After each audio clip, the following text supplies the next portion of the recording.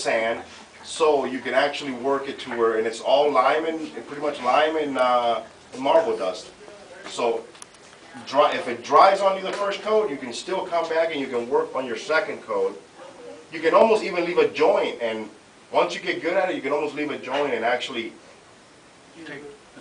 the next day just start where you where you left off.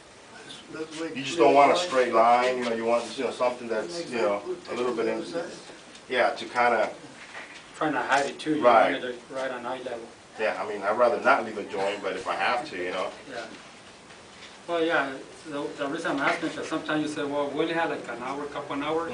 But like you say, it's good. Like, okay, let's put the first hand, and then we can come back tomorrow. Yeah. Yeah. Yeah, that's the nice thing about that, I mean, even if the other products, you can do the same thing. You can have to come back and put a little bit of water on it the next day, but then it kind of dries a little bit inconsistent. Where with this, I mean, this is just, that's how it works really good. To get the shine on the other two, though, you want to do them while they're still a little bit tight. Yeah. Yeah, you definitely want to. And these here, as it's drying, you're polishing it. And I mean, it all depends what level of polish you want.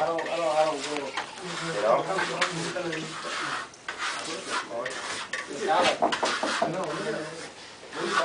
see when you start polishing it, see how you can see all the like that right there, but once you come back and you start polishing it. Pressure. Put the pressure on, don't be afraid. Put the pressure on. Yeah. Too much.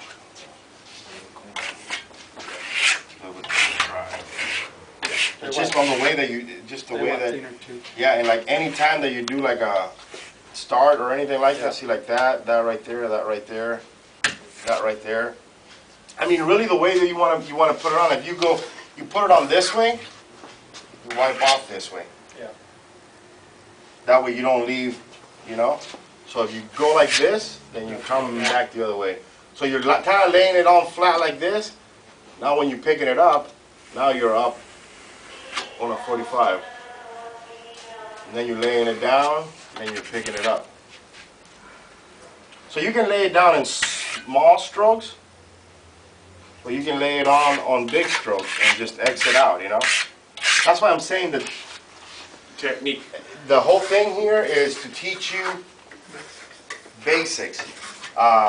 Don't take a sample from here and say, look, this is it. What I recommend, this is what I recommend. I recommend that, you know what you take from here is, again, the basics of the product. Get yourself some product and do a bathroom or do something in the office to get the hang of it.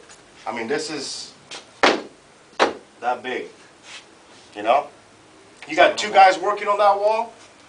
If Jose and Pete are working on that wall, Pete's got the left side, Jose's got the right side on the first coat. On the second coat, you're going to take the right side, I'm going to take the left, I'm going to take the right side, you're going to take the left side. Switch them. Because of the texture. My texture is different than your texture. So you can have one guy do a wall first hand and then a different guy come yeah, do your second that's the way that I recommend, yeah. That way your textures, I'm not standing in this room here and going, oh, Pete worked on the left side, Jose worked on the right side. I can totally tell, Jose's work looks like shit, Pete's work looks really nice. Here's the problem, though. We did that at Todd Barton, our vice president's house. Pete worked one wall, Todd Mose worked a wall, Terry Allen worked a wall, and so did Alan DeLable. And everybody had a different... Everybody had a different wall. No, seriously. I know, yeah. It looked bad. We're looking back and I'm like, that wall looked different than that wall, and it was just... Terry Allen was right in the middle, so it stood out. Are you guys still working in here?